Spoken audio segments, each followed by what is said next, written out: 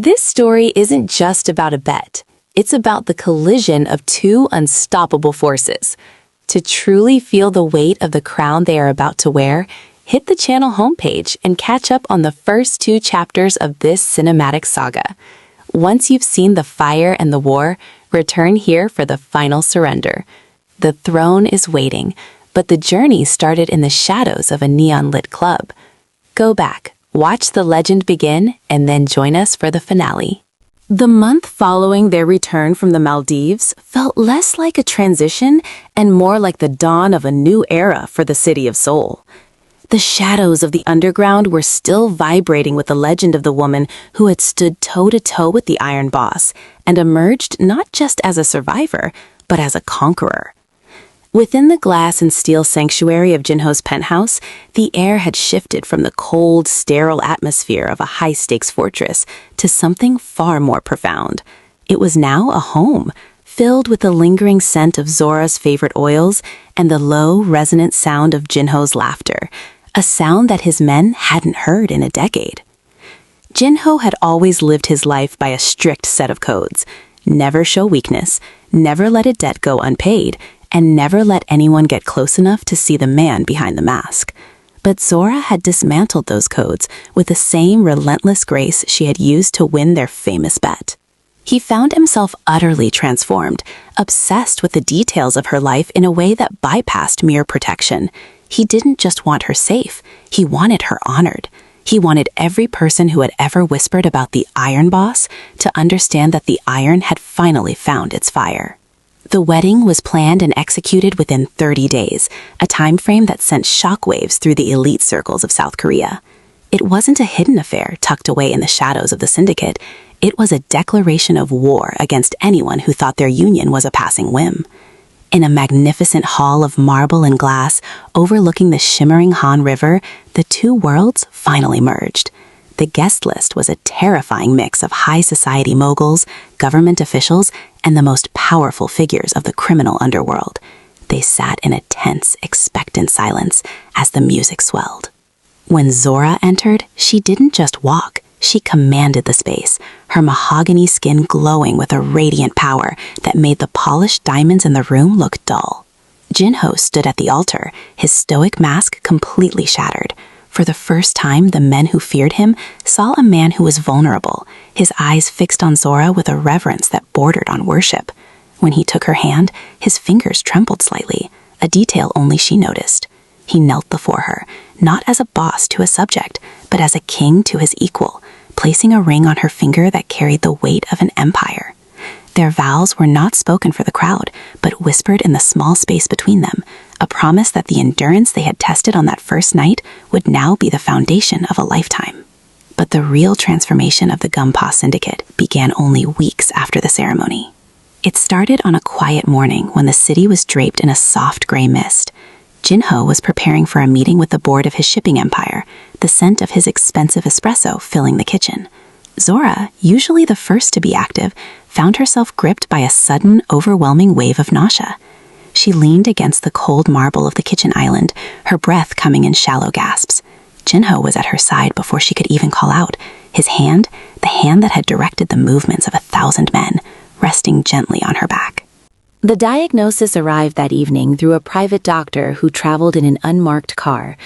Zora was pregnant. The news hit Jin-ho with the force of a physical blow, leaving him momentarily speechless.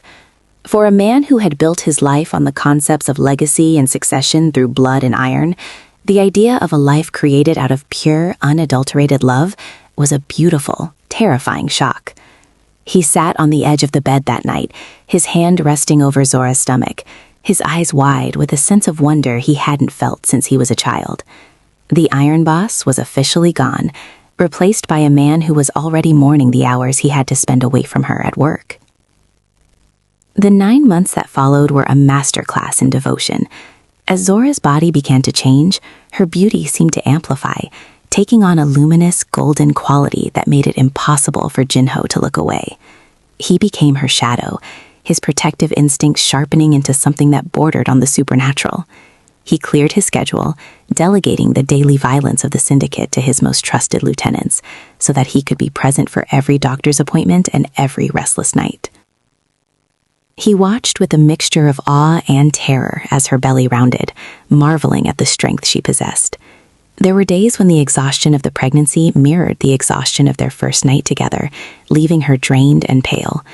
During those times, Jin-ho would stay awake until the sun rose, rubbing her feet, bringing her water, and talking to the life growing inside her. He told the unborn child stories of the world they were building, a world that would be safer and better because of Zora. He shed the layers of his past, letting her see the scars of his childhood and the fears he had buried under his reputation. In turn, Zora transformed the penthouse. The cold, sharp edges of the furniture were replaced by soft textures. The silence was replaced by the soulful music of her heritage. Even in the heights of her pregnancy, Zora remained the architect of their new life. She didn't retreat into the background. She sat beside Jin-ho during high-level meetings, her presence a calming but firm influence.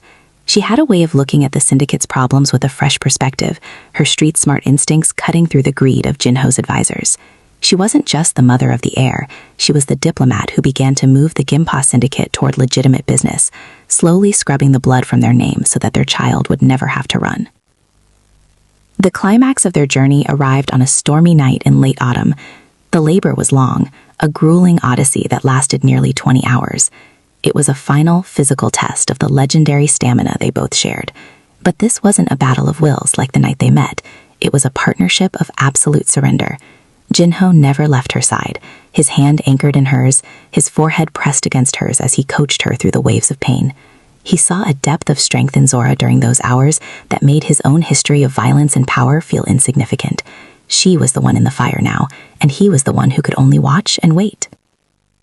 When the first sharp cry of their son finally filled the room, the Iron Boss finally broke. Tears streamed down his face as the nurses placed a small, dark-haired boy into Zora's arms.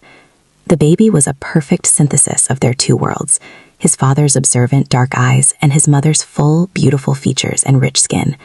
They named him Kenji, a name that signifies strength and healing. In that moment, the cycle of the Mafia was broken. This child wasn't born into a war. He was born into a kingdom that had been built on the endurance of his mother and the devotion of his father. The years that followed were a golden age for the couple. They moved from the penthouse to a sprawling estate on the outskirts of the city, a place of high walls and ancient trees where they could raise Kenji in peace. The syndicate still existed, but it had become something else, a global conglomerate that dealt in innovation rather than intimidation. Zora became the matriarch of a new kind of royalty, her influence felt in every charitable gala and corporate boardroom in the country. She was the woman who had walked into the lion's den and walked out with the lion on a leash. They lived their lives with a quiet, powerful joy. On warm afternoons, the servants would see them in the gardens, the most feared man in Asia kneeling in the grass, laughing as he chased a toddler who had his mother's defiant spirit. Zora would watch them from the porch, a soft smile on her lips, her hand resting on the spot where she had once carried their future. There were no more bets to be won, no more tests of who would break first. They had both survived the fire, and in doing so, they had found the only thing more powerful than iron, a love that never tired. When the sun set over the horizon of Seoul now, it didn't signal the start of a night to be survived. It was simply the beginning of another evening in the sanctuary they had built together. The Iron Boss had finally met his match, and in losing the bet, he had won a piece that the world would never be able to take away. They were no longer the stripper and the boss, but the creators of a legacy that would stand long after the neon lights of the city had faded into history.